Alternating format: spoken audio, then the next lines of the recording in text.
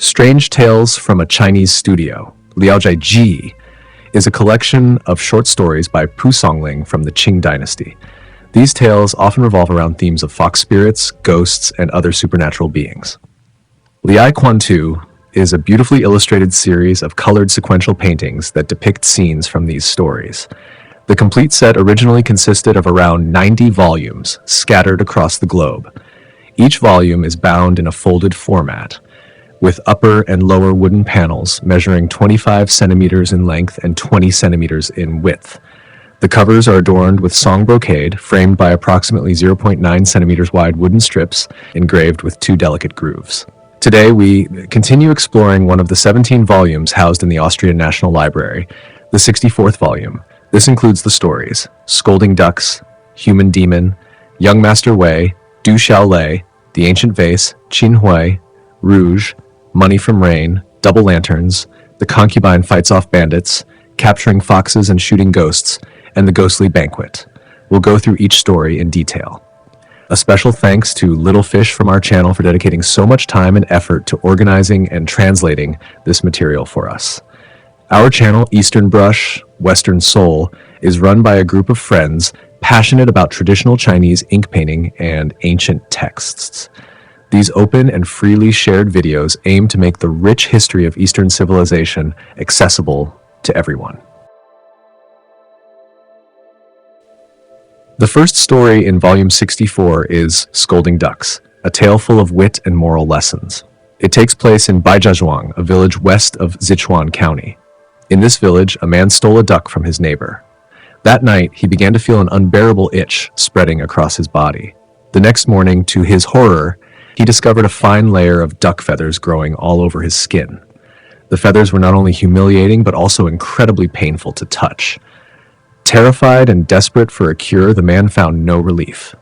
Then, one night, he dreamed of a mysterious figure who told him, "Your condition is a punishment from the heavens. The only way to rid yourself of these feathers is to have the person whose duck you stole scold you. Only then will the feathers fall off." However, the victim of the theft was an old man known for his magnanimity. He was so forgiving that he never showed anger or resentment, even when wronged. Knowing this, the thief approached the old man with a cunning lie. He claimed, "Your duck was stolen by someone else. That person fears being scolded above all else. If you scold them, it might teach them a lesson and prevent future wrongdoing." The old man chuckled and replied, "Who has the time to waste their breath on scolding a scoundrel?" True to his nature, he refused to utter a single harsh word. The thief, growing more desperate, finally confessed the truth. He admitted that he was the one who had stolen the duck and begged the old man to scold him so he could be cured. The old man, realizing the thief's genuine remorse, reluctantly scolded him. Remarkably, the duck feathers immediately fell off, and the man was cured. In his commentary, Pu Songling, writing as the historian of strange tales, reflected on the story. "Let this be a warning to all thieves. Steal a duck and you might grow duck feathers. And let it also be a lesson to those who scold. Your words can absolve crimes. Yet even in scolding, there is a way to do good." The kind old man used his scolding to help another, turning even his words into an act of kindness.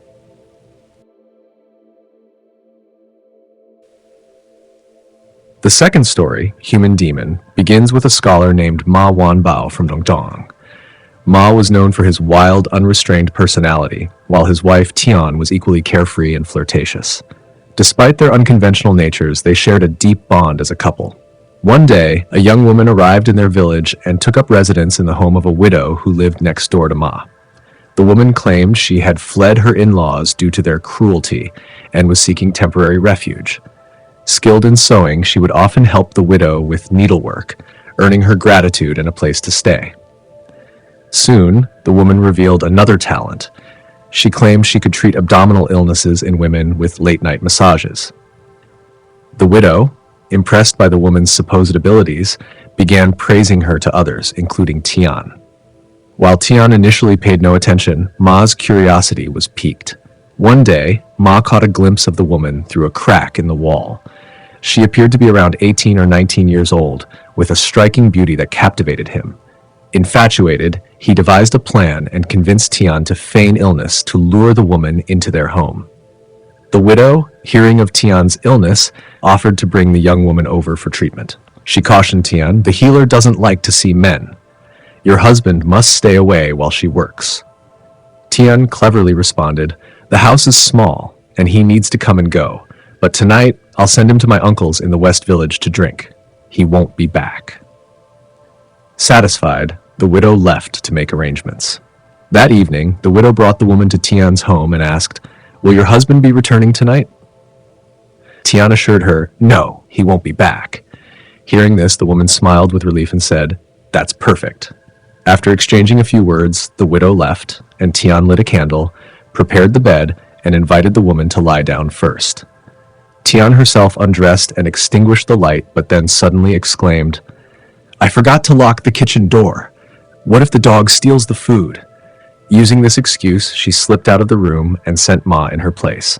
Ma crept into the bed and lay beside the woman. In a soft, trembling voice, she whispered, "Let me start treating you now," and added a few affectionate words. Ma remained silent. The woman then began to massage his abdomen, moving her hands lower until she reached his navel. Suddenly, her hand ventured further, stopping abruptly as she realized something was wrong. With a startled scream, she recoiled in horror as though she had touched a venomous snake. Springing out of bed, she tried to flee, but grabbed her. To his shock, he discovered that the woman was, in fact, a man. Panicked, Ma shouted for a light, and Tian rushed in, assuming the two had quarreled.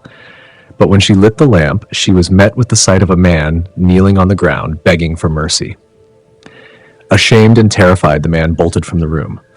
Under questioning, the man revealed his name was Wang Erxi, a native of Gucheng. He confessed that his elder brother, Wang Daxi, a disciple of the notorious swindler Sang Chong, had taught him the art of disguising himself as a woman. When Ma demanded how many people he had deceived, Wang admitted he had only just started his schemes and had tricked 16 people so far. Enraged by Wang's crimes, Ma initially wanted to report him to the authorities, but Wang's delicate beauty softened his resolve. Instead, Ma bound him and performed an impromptu castration as punishment. Wang lost consciousness from the pain, and it took him the time of a meal to recover. Ma then tended to Wang's wounds, covered him with a quilt, and sternly declared, "I'll help you heal, but once you're well, you must stay with me for the rest of your life. If you try to leave, I'll report you to the officials and you'll face certain death." Terrified, Wang could only nod and agree repeatedly, promising to obey. The next day, the widow visited again to check on the young woman. Ma Wanbao, quick-witted, concocted a tale to cover the situation. "She's my cousin's daughter, Wang Erji," he explained. "She was cast out by her husband's family because of her condition as a stone woman, unable to bear children. Last night, she confided in me about her troubles. Later, she suddenly felt unwell, so I went out to buy medicine for her. I also plan to visit her husband's family to ask them to allow her to stay with us as a companion for my wife." The widow, believing his story, entered the house to check on Wang Erxi.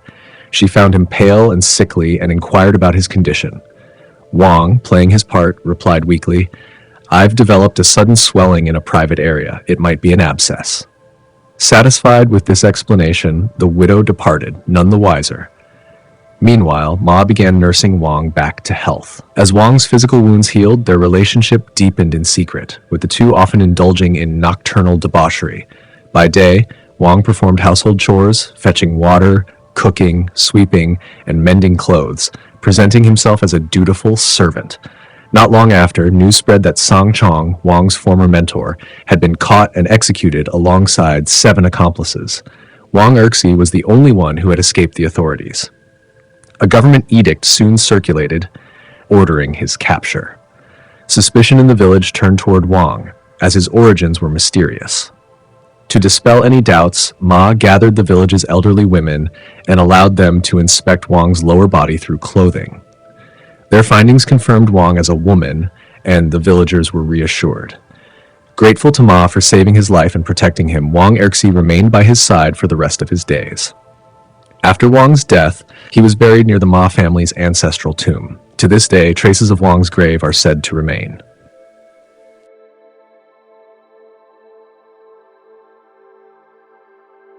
young Master Wei from the 64th volume of Liaozhai Quan Tu. Young Master Wei was the scion of a prestigious official family in Shanyang, known for his hedonistic and lascivious nature. Every maid or servant woman of some beauty in his household was not spared from his advances. He once set out with thousands of gold pieces, vowing to seek out the most renowned courtesans across the land. Wherever there was bustling activity and women of the night, he made it a point to visit. If a woman was less than extraordinary, he would spend a couple of nights with her and move on. However, for those he found particularly captivating, he would stay for months at a time. Wei Gongxi's uncle, Wei Gong, was also a well-respected official who, upon retiring, was disgusted by his nephew's immoral behavior. He hired a famous tutor to confine Wei Gongxi and his brothers to a life of rigorous study, but Wei Gongxi's nature was hard to change. After the tutor had fallen asleep at night, Wei Gongxi would scale the walls and sneak out to visit courtesans, returning only at dawn. This became a regular habit. One night, however, while jumping over a wall, Wei Gongxi fell and broke his arm. The tutor discovered his secret and informed Wei Gong, who was furious. He beat his nephew severely until he could no longer get up and then applied medicine to his injuries. Once he recovered, Wei Gong laid down new rules. If Wei Gongxi studied twice as hard as his brothers and excelled in his essays, he would not prevent him from wandering. Otherwise, he would be punished again. Wei Gongxi, being highly intelligent, often surpassed the study requirements, and within a few years passed the provincial exams and became a juren. At this point, he considered breaking his vows, but Wei Gong tightened the restrictions further, sending him to the capital with an elderly servant who was instructed to record every word and action in a journal. This kept Wei Gongxi in check for several years. Eventually, after passing the imperial exams, Wei Gong relaxed his control slightly, allowing his nephew a little more freedom. Even then, Wei Gongxi continued to be cautious. Whenever he visited women of the night, he would enter secluded alleyways and use the alias Wei. One day, while passing through Xi'an, Wei Gongxi came across a young performer named Luo Huiqing. 16 or 17 years old, Luo was exceptionally beautiful, resembling a woman in his looks. Wei Gongxi was immediately enchanted and invited him to stay for the night, showering him with wealth. When Wei Gongxi learned that Luo had recently married, he subtly hinted that he would like to meet his wife. Luo, without hesitation, agreed, and that night he brought his wife to join them. The three shared a bed. Wei Gongxi became quite fond of Luo and stayed several days, discussing the possibility of taking him home. When Wei Gongxi asked about Luo's background, Luo responded, "My mother passed away long ago, but my father is still alive. I was not originally born into the Luo family. My mother was once a servant in the Wei family in Shanyang, but she was sold to the Luo family when she was 4 months pregnant with me. If I were to return with you, I could also learn more about the Wei family."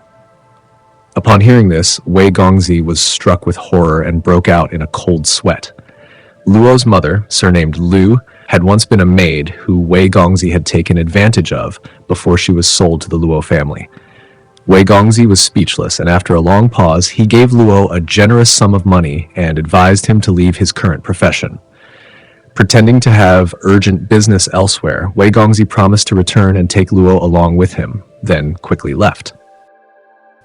Later, Wei Gongxi became the magistrate of Suzhou. There was a courtesan named Shen Wei Niang who was remarkably beautiful and graceful.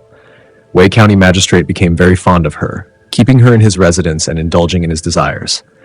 One day he teased her and asked, "Is your little name inspired by Spring Breeze, a song of Du Wei Niang?" Shen Wei Niang replied, "No, it is not. My mother was a famous courtesan in Suzhou when she was 17. A young man from Shanyang, sharing the same surname as you, stayed with my mother for 3 months, and they swore an oath to marry each other. After he left, my mother gave birth to me 8 months later. Hence, I was named Wei, as it was my father's surname. Before he left, he gifted my mother a gold mandarin duck, which I still have to this day. After he departed, we never heard from him again, and my mother, heartbroken and in despair, died. When I was 3, I was taken in by an elderly lady surnamed Shen, who raised me, so I took her surname." Upon hearing this, Wei County Magistrate felt both angry and ashamed. He could not bear the weight of his guilt and fell silent for a moment before concocting a malicious plan.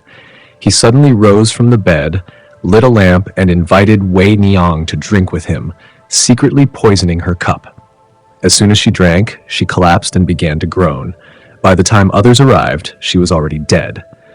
Wei County Magistrate called for the actors and musicians, handing them her body and generously rewarded them with gold. However, Wei Niang had long been acquainted with wealthy and influential families.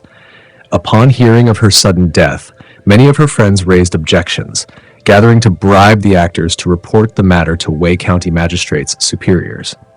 The magistrate, fearing the repercussions, panicked and resorted to bribery to cover up the incident. Despite his efforts, he was eventually dismissed for his reckless behavior and returned to his hometown at the age of 38. Afterward, Wei Gongzi closed himself off in regret, deeply remorseful for his previous misconduct. Yet, his wives and concubines had no children, and they thought of adopting his uncle's grandson as their heir. However, Wei Gong, fearing that his family's bad habits would be passed down, agreed to the adoption only on the condition that it would happen after his own death. Hearing this, Wei Gongzi grew furious and even considered adopting Luo Huiqing as his son. But his family vehemently opposed the idea, so he abandoned the notion. Years later, Wei Gongzi suddenly fell seriously ill, often beating his chest and lamenting, "A man who indulges in such wickedness is no better than an animal." When his uncle heard of this, he sighed and said, "It seems he is about to die." He then sent his second son's child to visit Wei Gongzi daily to pay respects. After more than a month, Wei Gongzi indeed passed away.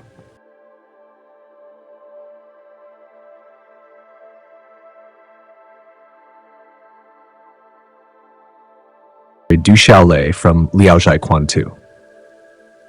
Story 4. Du Xiaolei was from the western hills of Chengdu. His mother was blind, and although the family was poor, Du Xiaolei was extremely filial and made sure that his mother never lacked food.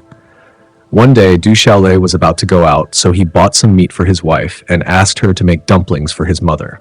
His wife, who was extremely disobedient and ungrateful, secretly mixed some dung beetles into the meat while chopping it. When his mother ate the dumplings, she found the taste unbearably foul and couldn't swallow them. She hid the dumplings and waited for her son to return.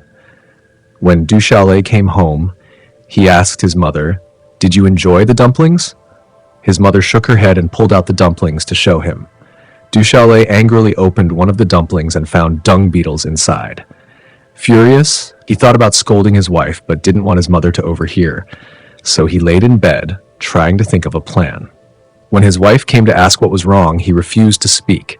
His wife, feeling guilty, stayed below the bed, too ashamed to come up. After a long time, Du Xiaolei let out a loud, heavy breath. He called from the bed, "Why aren't you sleeping? Do you want a beating?" There was no response from below the bed. He got up, lit a candle, and looked under the bed. To his shock, he saw a pig under the bed. Upon closer inspection, he realized the pig's 2 legs were human legs. It dawned on him that his wife had been transformed into a pig. The county magistrate heard of the incident and ordered the pig to be tied up and paraded through the city at all 4 gates to serve as a public warning. Tan Weichen, a witness, saw the entire event firsthand. This tale from Liaozhai Quantu illustrates themes of filial piety, deceit, and supernatural retribution. The transformation of Du Xiaolei's wife into a pig is a striking example of karmic punishment for her misdeeds.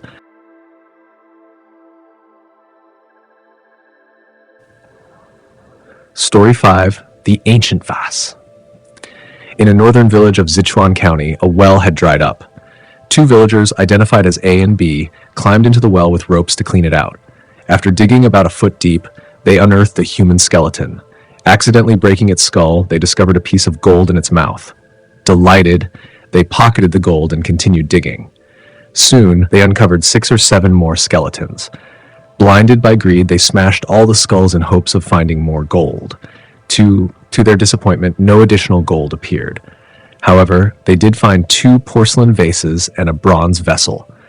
The bronze vessel was about the size of a large embrace, weighed several dozen pounds, and had double rings on both sides, though its purpose was unclear. It was heavily corroded. The porcelain vases were also ancient and unlike anything made in recent times. When A and B emerged from the well, they both suddenly collapsed and died. A short while later, B miraculously revived and spoke in an ancient voice. I am a man of the Han Dynasty. During the chaos caused by Wang Mang's rebellion, my entire family threw themselves into this well to escape the turmoil. We each carried a piece of gold in our mouths, not for burial purposes, but to ensure that our wealth was hidden with us. Why did you shatter all our skulls? It is truly hateful. The villagers, horrified, immediately lit incense, burned paper offerings, and prayed to the spirits, vowing to give the skeletons a proper burial. Only then did B fully recover. A, however, never revived. The story intrigued Yan Jensen, who later purchased the bronze vessel. Scholar Yuan Xuanxi acquired one of the porcelain vases. It was discovered that this vase could predict the weather. Whenever a small damp spot appeared on its surface, initially the size of a grain of rice, it would gradually grow larger, and rain would soon follow. When the dampness faded, the skies would clear again. The other vase ended up in the home of Scholar Zhang. It had the extraordinary ability to indicate the date. On the first day of the lunar month, a black dot would appear on its surface. This dot would grow daily, covering the entire vase by the 15th day. After the full moon, the dot would begin to shrink, disappearing entirely by the last day of the month. Unfortunately, this vase had a small stone particle stuck to its mouth due to being buried underground for so long. Despite attempts to clean it, the particle wouldn't budge. Eventually, someone struck it to remove the stone, but in doing so, they chipped the vase's rim, a regrettable blemish on an otherwise perfect artifact. It was also said that if flowers were placed in the vase, they would bloom and bear fruit, just as if they had grown on a tree.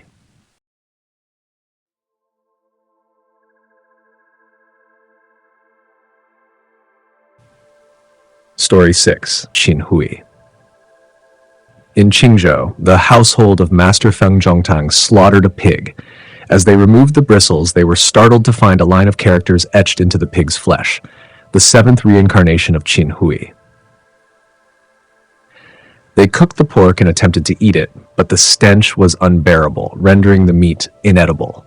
Ultimately, they threw it to the dogs. Alas, even dogs might refuse to eat the flesh of Qin Hui. The people of Yidu tell a tale about Feng Zhongtang's ancestors.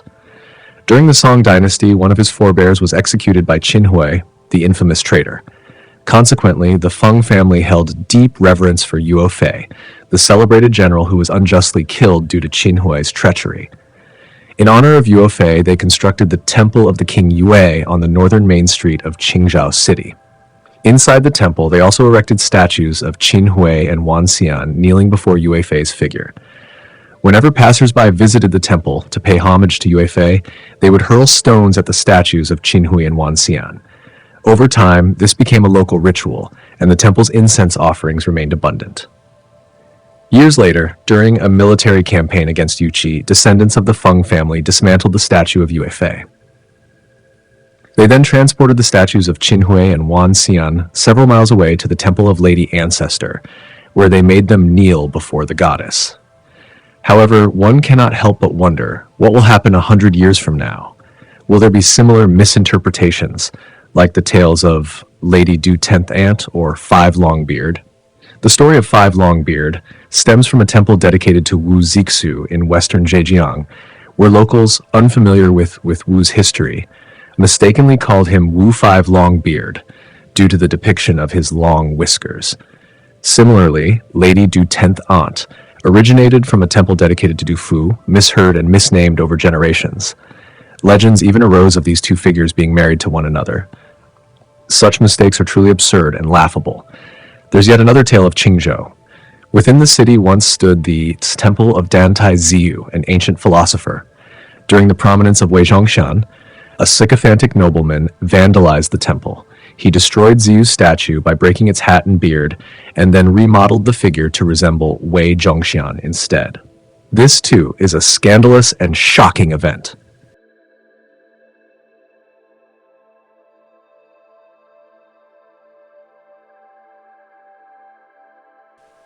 Story 7. Rouge.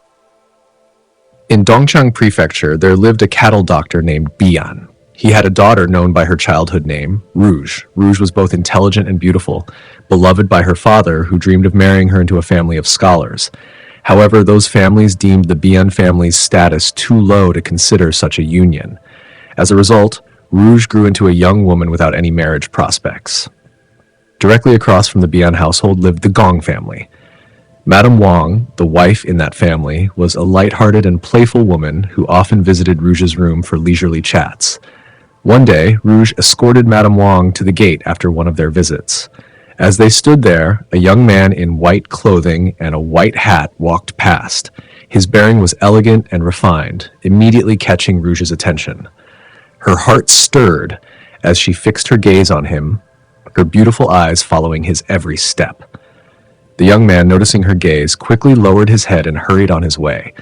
Even after he disappeared from view, Rouge continued to stare after him. Madame Wang, noticing Rouge's reaction, teased her. "With your intelligence and beauty, Rouge, wouldn't he make the perfect match for you?" Rouge's cheeks flushed crimson, and she bashfully remained silent. Madame Wang pressed further. "Do you know who he is?" Rouge shook her head. "I don't," she replied softly. Madame Wang smiled.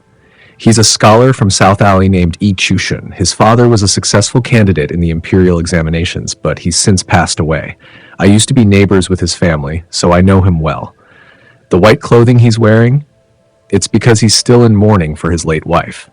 If you're interested, I could carry a message to him and suggest he send a matchmaker your way." Rouge remained silent, but her reddened cheeks revealed her thoughts.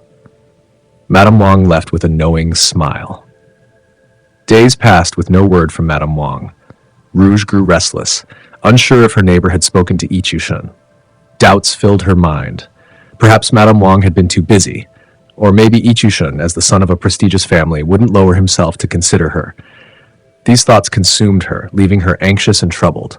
Her longing for the young man only deepened, and eventually she fell ill, unable to eat and confined to her bed.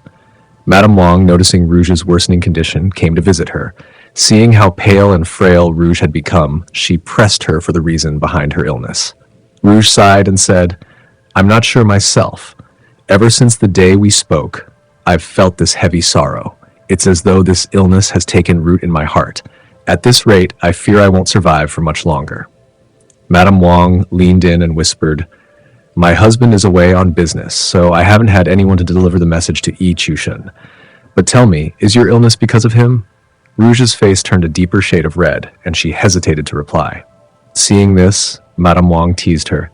"If it really is about him, you're already so ill. What do you have to lose? Why not have him visit you secretly at night? Surely he wouldn't refuse." Rouge let out a long sigh and said, "Things have gone so far that I can no longer worry about my pride. If he doesn't mind my family's low status and agrees to send a matchmaker, I will recover in an instant. But meeting him in secret? That I could never do." Madame Wang nodded thoughtfully and left.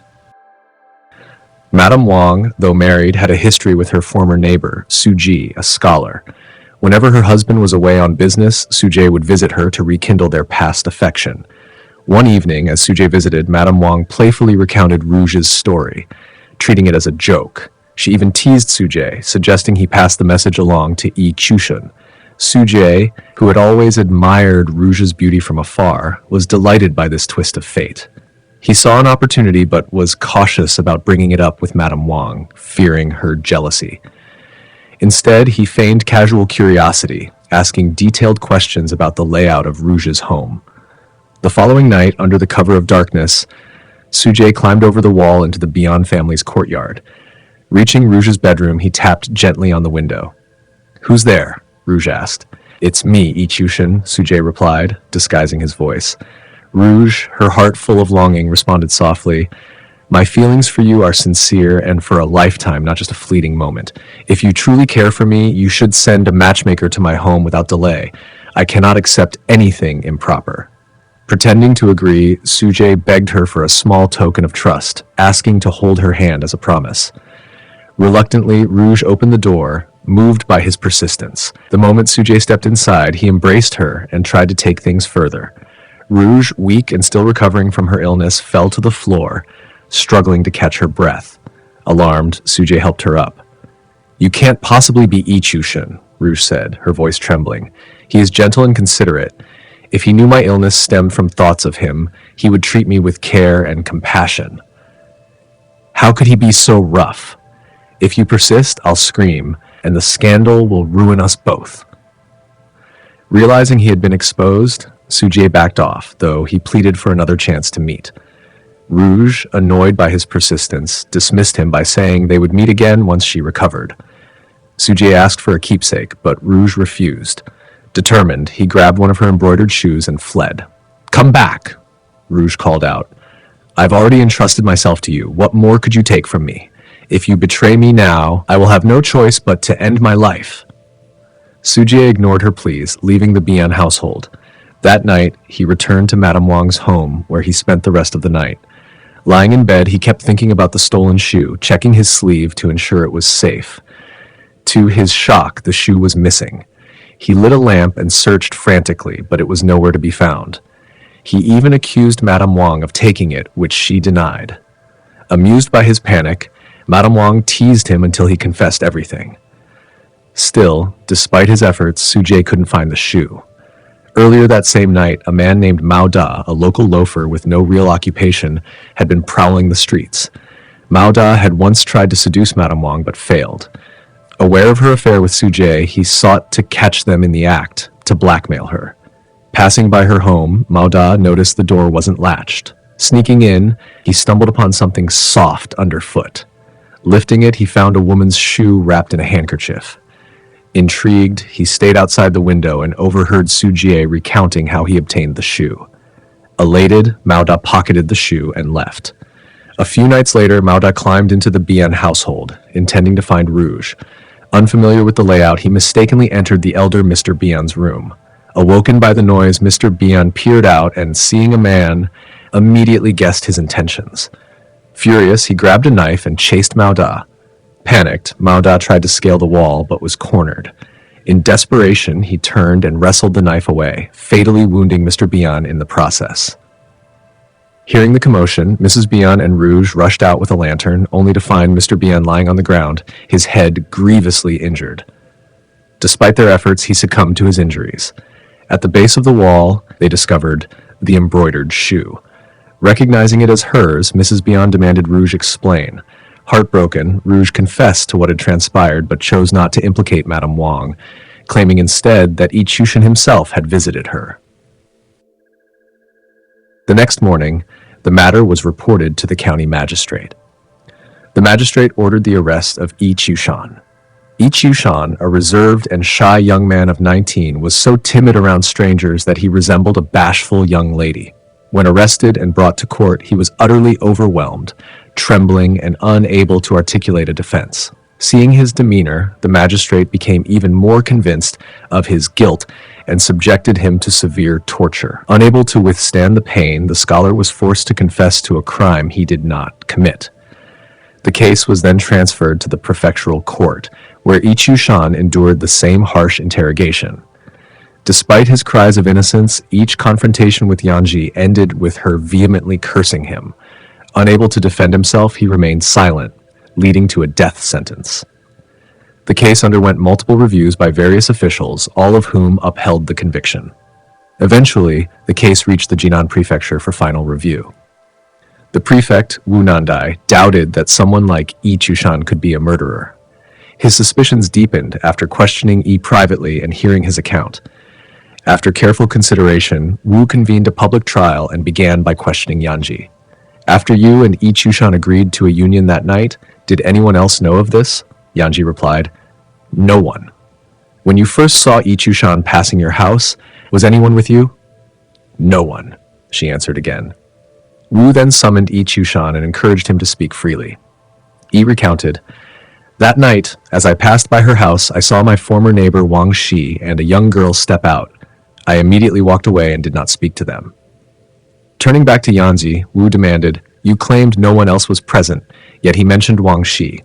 How do you explain this?" Fearing punishment, Yanji reluctantly admitted, Wang Shi was there, but she had no involvement in the matter. Wu dismissed the court and ordered Wang Shi's arrest, Upon her arrival, he ensured she had no chance to collude with Yanji before interrogating her. "Who is the true murderer?" Wu asked. "I don't know," Wang Shi replied. Feigning knowledge, Wu declared, "Yanji has confessed that you were fully aware of the murder. How dare you deny it?" Wang Shi cried out in protest, "This is slander. That girl desired a man herself. While I joked about matchmaking, it was only in jest. She invited the man in herself. I knew nothing of it." Under further questioning, Wang Shi admitted to joking about arranging a match, but insisted she had not told anyone else about it. The magistrate pressed, "You claim you never shared the story, but surely you confided in your husband?" Wang Shi explained, "My husband has been away on business for a long time."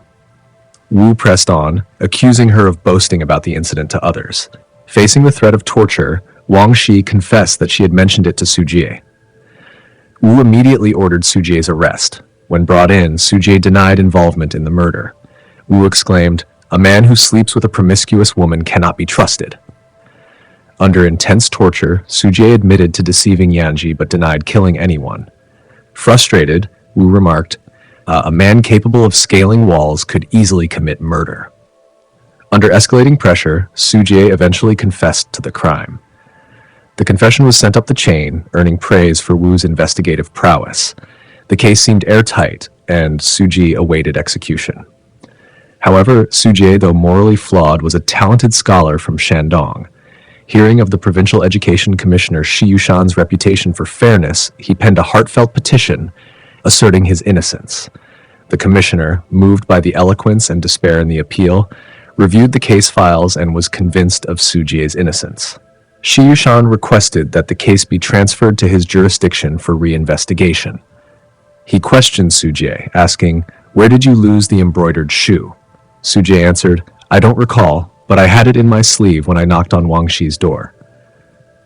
Turning to Wang Shi, she asked, "Aside from Su Jie, how many lovers have you had?" Wang Shi initially denied having any others. The commissioner remarked, "A licentious woman never has just one paramour." Under further questioning, Wang Shi admitted, "Su Jie and I had a history from our youth, so I couldn't refuse him. Others have tried to seduce me, but I dared not yield." Pressed to name those who had approached her, she revealed, "A neighbor named Mao Da tried several times, but I rejected him each time." Suspicious of her sudden claims of purity, she ordered her flogged. Wang Shi, bloodied and desperate, insisted she had no other lovers, and the commissioner relented. He then inquired, "While your husband was away, did anyone else visit you under the pretense of borrowing money or delivering gifts?"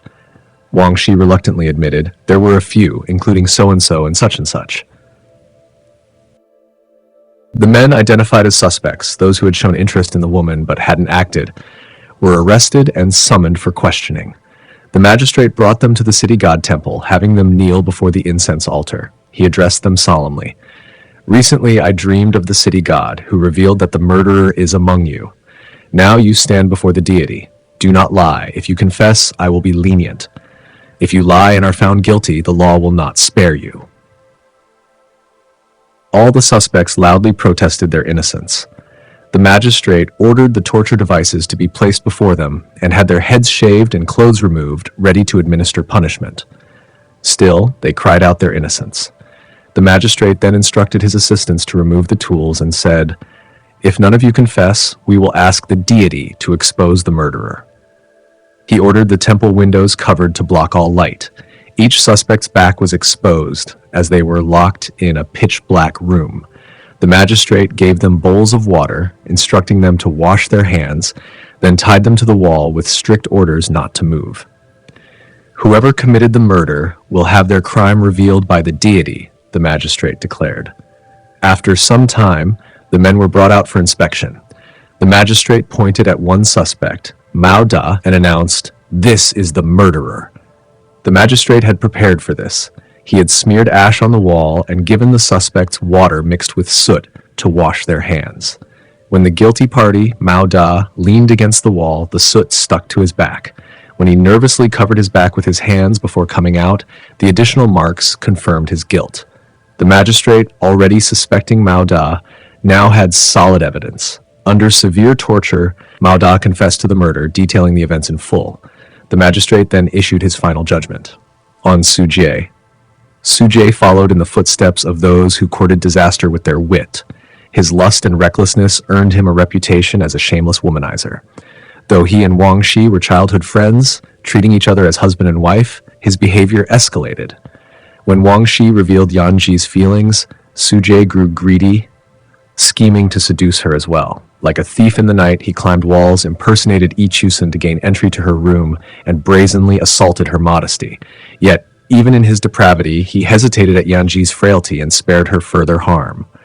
Despite this shred of decency, taking her embroidered shoe as a trophy revealed his utter shamelessness. The shoe's discovery led to cascading injustices, falsely implicating Yi Chusen and himself. Su Jie narrowly escaped execution but endured severe punishment. His scholarly reputation tarnished, he now faces exile and hard labor. Let his fate serve as a warning. On Mao Da. Mao Da, a sly, idle rogue, prowled the neighborhood seeking mischief. Rejected by Wang Shi, he burned with lust and bided his time. When Su Jie entered Wang Shi's home, Mao Da concocted a sinister plan, following him to catch him in the act. Stumbling upon Yan Ji's plight, he greedily schemed to exploit her vulnerability. However, his lust led him astray, mistaking Yan Ji's father, Bilao Han, for his intended victim. Caught red-handed by the elderly man, Mao Da panicked and turned to murder, wielding a blade to silence him. His attempt to impersonate another and deceive Yan Ji backfired spectacularly. The embroidered shoe he left behind incriminated an innocent man. His crimes, a blend of greed, violence, and deceit, mark him as a scourge of society. Mao Da's execution shall serve as justice and a cautionary tale. The case concluded with the guilty punished and the innocent vindicated, praised as an example of meticulous investigation and the triumph of justice. Though not yet betrothed, Yan Ji had reached maturity, and with beauty rivaling that of Chang'e, it was natural she would one day wed a suitor as handsome as Jade. A celestial beauty among the dance troupe, she had no reason to fear being hidden away in a gilded chamber.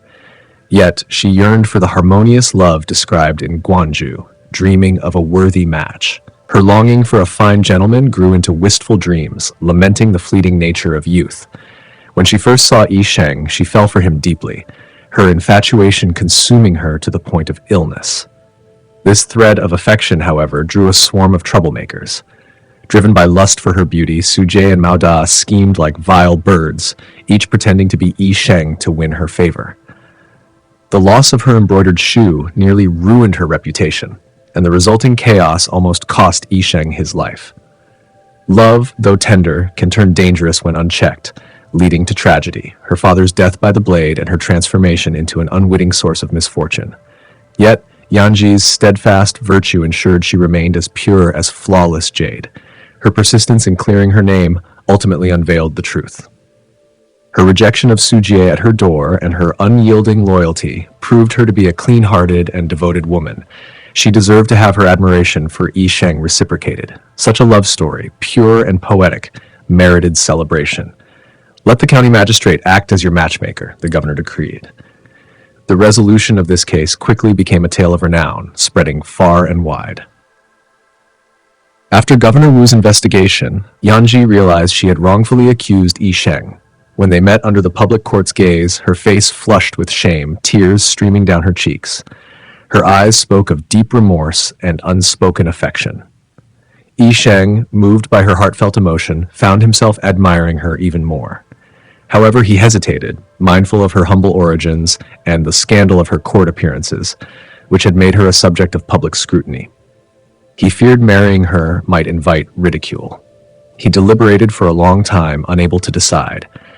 It was only when the judgment was read and the case fully resolved that he finally made up his mind. The magistrate sent betrothal gifts on Yi Sheng's behalf and arranged for a celebratory procession with music and drums to bring Yan Ji to Yi Sheng's home, where she became his bride.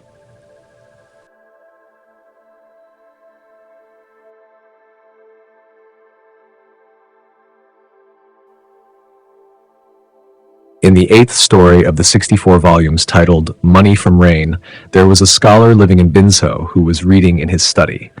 One day he heard a knock on the door. Upon opening it, he found an elderly man with a full head of white hair, dressed in strange and antiquated clothing. The scholar invited the old man inside and asked his name. The old man introduced himself as Hu Yangshen and claimed to be a fox spirit, drawn to the scholar's refined character. He expressed his wish to stay with the scholar and engage in conversation. The scholar, being open-minded and not easily startled, agreed, and they began discussing various matters of history and philosophy.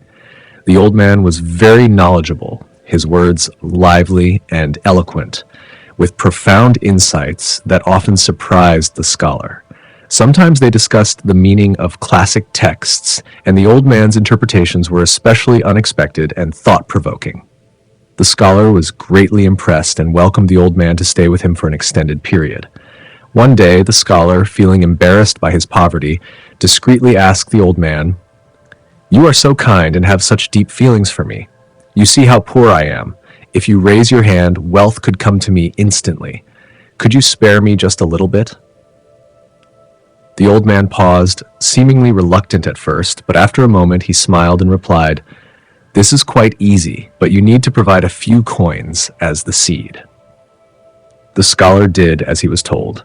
Together they entered a secret room where the old man began to chant incantations, moving in the manner of a sorcerer or Taoist priest. In an instant, hundreds of thousands of copper coins came raining down from the beams above, clattering like a torrential downpour. The coins piled up quickly, reaching up to the scholar's knees. When he lifted his feet, the coins were at his ankles, and the room, over a yard wide, was soon filled with coins to a depth of 3 or 4 feet. The old man turned to the scholar and asked, "Has your wish been fulfilled?" The scholar joyfully replied, "Yes, it has!"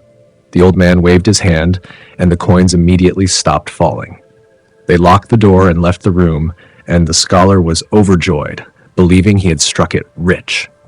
However, when he later returned to the room to collect the coins, he was shocked to find that the entire room was empty, except for the few coins he had initially provided. Disappointed and angry, the scholar confronted the old man, accusing him of deceiving him. The old man, now angry himself, retorted, "I came here only as a friend for conversation, not as a thief. If you wanted wealth, you should have sought the company of criminals, not me. I am not at your service." With that, he tossed his sleeve and left in a huff. This story conveys a lesson about greed and the consequences of trusting in things that seem too good to be true. Despite the scholar's wish for wealth, he learned that such desires often lead to disappointment, especially when one is too quick to seek shortcuts without considering the true nature of what they are asking for.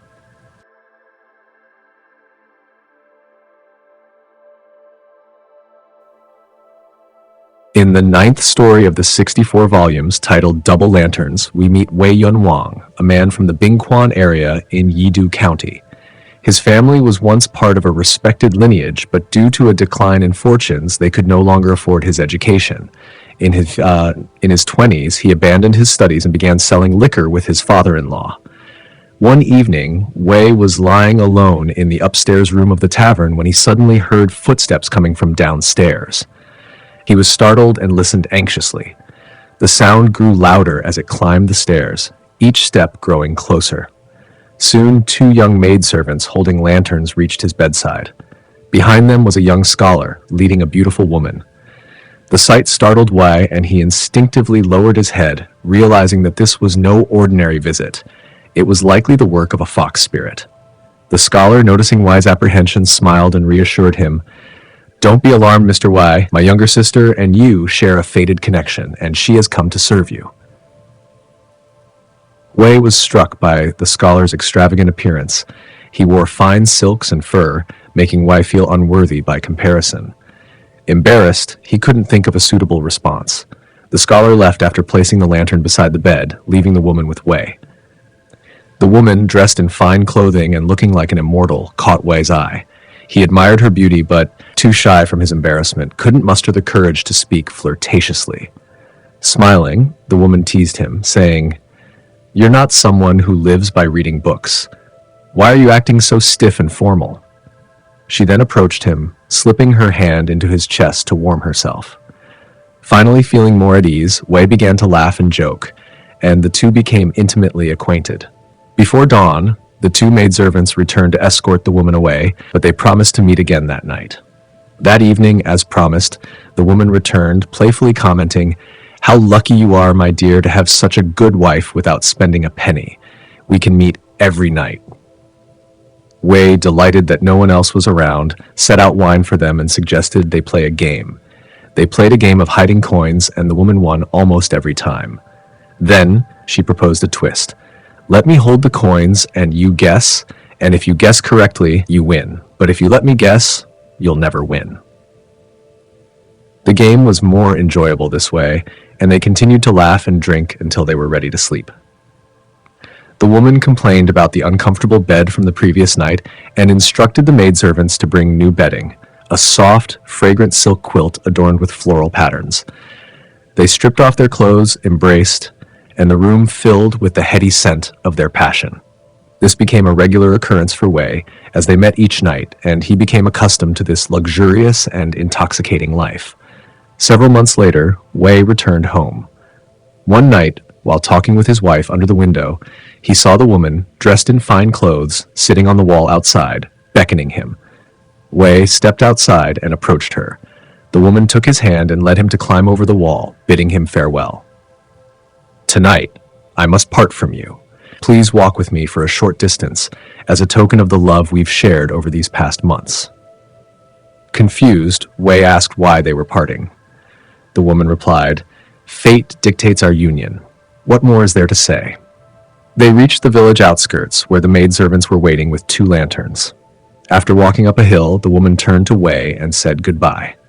Despite his attempts to stop her, Wei could not keep her from leaving. He watched helplessly as the 2 lanterns flickered and grew distant, eventually disappearing from sight. Wei stood there for a long time, unsure of what to do, before returning home in a melancholy mood. That night, the people in the village saw the 2 flickering lanterns high on the mountain, but by morning, they had vanished.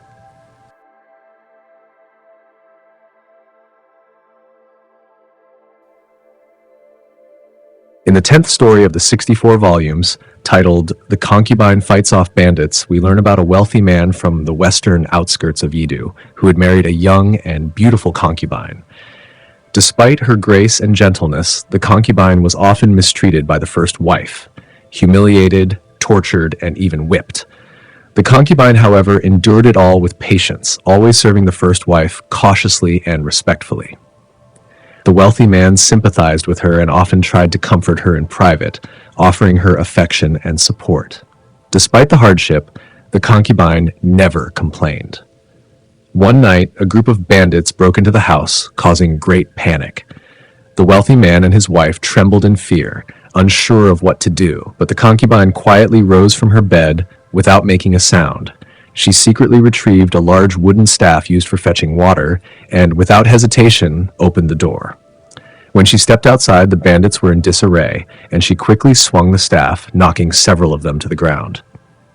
The bandits, terrified, scattered in all directions, and in their panic, they tripped and fell as they tried to climb back over the wall. The concubine calmly planted the staff into the ground, watching the bandits struggle. She then said with a smile, "You cowards can't even handle a single blow. I won't kill you, for killing you would be beneath me." With that, she let them go. The wealthy man was stunned by her strength and asked, "How did you become so skilled in martial arts?" The concubine replied, "My father was a famous weapons master, and he passed down his martial arts to me. With my skills, I could easily defeat 100 people." The first wife, hearing this, was not only surprised, but also regretted her past cruelty toward the concubine. From that point on, she treated her much more kindly, almost like she did the first wife herself, but the concubine never once showed disrespect.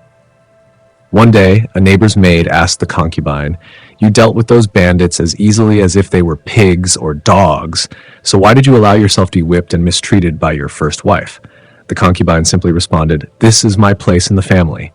There is nothing more to be said." Hearing this, the maid and others around her were even more impressed by her wisdom and virtue. The story reflects how a woman, although possessing incredible skill and strength, kept her true abilities hidden for many years. It was only when facing external danger that her remarkable skills were revealed and she became a hero in the eyes of others. The tale also highlights the power of martial arts. When used wisely, they can turn the tide in times of crisis.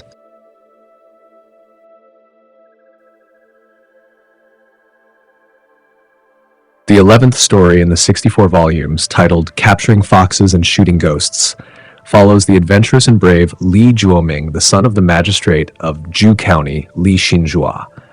Known for his boldness and courage, Li Zhuoming never feared anything. He was also the brother-in-law of the wealthy Wang Jiliang, whose family owned many mansions, some of which were rumored to be haunted. Li Zhuoming often stayed at the Wang family's residence during the summer. One evening, he decided to sleep in a cool attic, which was said to be plagued by strange occurrences. Despite warnings from others, Li Zhuoming laughed off the rumors and insisted on sleeping there. The host reluctantly agreed, instructing a servant to accompany him. However, Li Zhuoming declined, saying, "I've never been afraid of anything in my life." The host lit incense, set up the bed, asked Li Zhuoming the direction in which he wished to sleep, and then left after extinguishing the light and closing the door behind him. Not long after lying down, Li Zhuoming noticed under the moonlight that a tea jar on the table was spinning rapidly, yet it didn't fall. He scolded the jar and it immediately stopped. Moments later, he saw the incense in the burner appear to be lifted by an invisible force, moving through the air like a weaving thread. Furious, Li Zhuoming got up to catch whatever it was, but as he searched for his shoes, he could only find one. In a hurry, he went barefoot toward the floating incense, swatting at it with his hand, and the incense returned to the burner, completely still.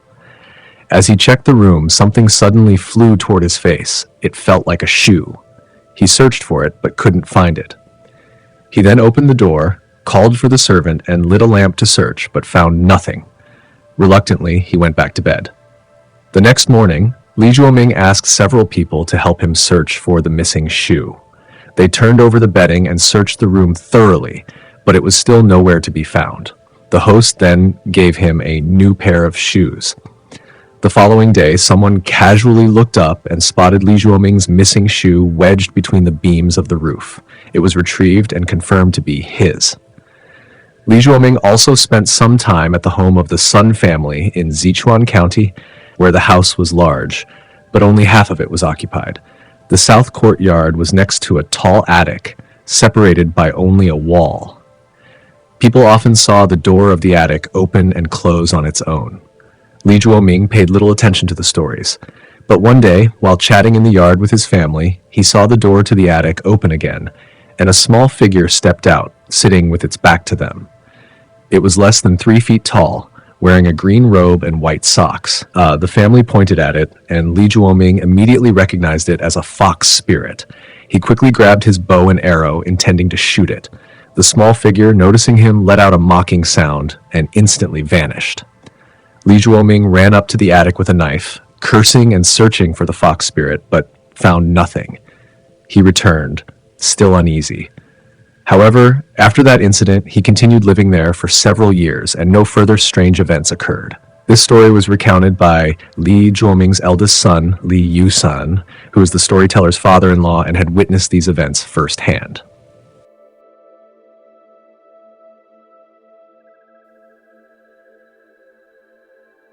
The 12th and final story in the 64 volumes is titled The Ghostly Banquet. It follows a scholar named Du Jiuan, whose wife falls ill. On the day of the Chongyang Festival, the Double Ninth Festival, Du Jiuan is invited by friends to attend a mountain gathering for the customary chrysanthemum wine. Early that morning, after washing up, he informs his wife of his plans, gets dressed, and is about to leave when he suddenly notices something strange. His wife appears delirious, muttering to herself as if speaking to someone invisible. Concerned, Du Jiuan approaches her, only to be addressed by his wife as though he were her son. This odd behavior raises suspicions, and Du Jiuan's family believes it may be the spirit of his deceased mother, whose coffin had not yet been buried. The scholar, deeply puzzled, asks, "Are you my mother?" His wife, now possessed by the spirit, responds harshly, calling him a beast for not recognizing his father. She then explains that she has come for the wife's sake and reveals that 4 people had come to take her soul but were persuaded to leave. She mentions a man named Zhang Huayu as the leader of the group, and Du Juan is instructed to offer a small gift as thanks. Following her instructions, Du Juan burns paper money outside. His wife then shares further details. The four figures had departed, leaving behind a message.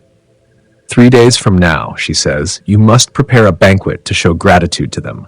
Your mother is too old to handle the arrangements, so you must do it in her place.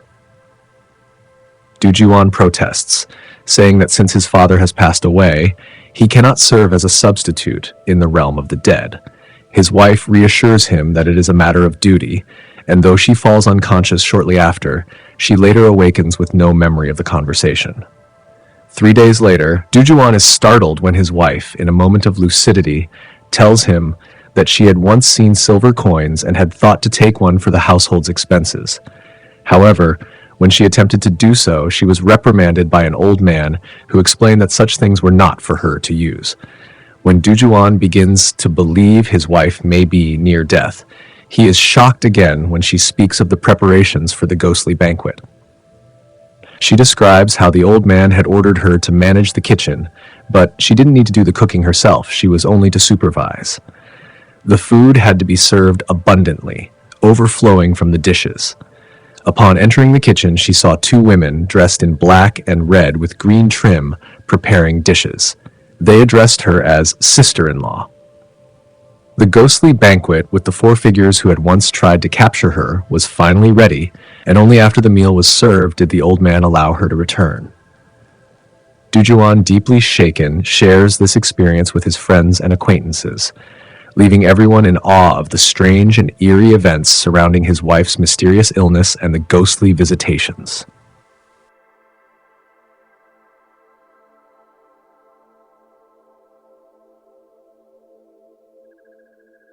As we come to the end of our journey through the complete illustrations of Liao Zhai, I want to express my heartfelt gratitude for your companionship. Together, we've explored the 64th volume of this remarkable collection. Originally composed of 90 volumes, the complete illustrations of Liao Zhai is now known to have 23 volumes, featuring 151 stories and 276 illustrations. Apart from the 17 volumes held by the Austrian National Library, the 28th volume is preserved in the Martin Bodmer Foundation Library in Geneva, Switzerland, where it was translated and published by Professor Blue Chi, a French sinologist, in 2009. Volumes 24, 39, and 67 were auctioned for a combined sum of $75,000 at the September 2018 Sotheby's Fall Auction in New York.